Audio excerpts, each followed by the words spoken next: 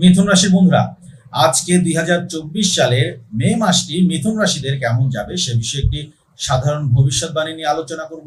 তো বন্ধুরা, বৃহস্পতি গ্রহ মে মাসের ১ তারিখে রাশি পরিবর্তন করার ফলে মে মাসের প্রথম ১০টি দিন মিথুন রাশিদের মন মেজাজ বসন্তের মতো ফুরফুরে আমেজ থাকবে। এছাড়া যেসব মিথুন রাশির মানুষদের ইদানিং অনেক বেশি পরিশ্রম করতে হয়েছে, হেভি ডিউটি করতে হয়েছে, তারা অবশেষে আরাম করতে পারবেন। বিশেষ করে মৃগশিরা নক্ষত্রের ক্ষেত্রে এমনটি বেশি ঘটবে।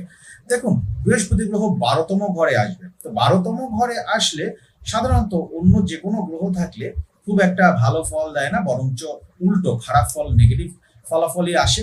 কিন্তু বৃহস্পতি একমাত্র গ্রহ যে কিনা ১২তম ঘরে আসলে বেশিরভাগ ক্ষেত্রেই মানুষ শুভ রেজাল্ট পায়। বিশেষ করে মানুষ অতিরিক্ত পরিশ্রমের মধ্যে থাকলে সেখান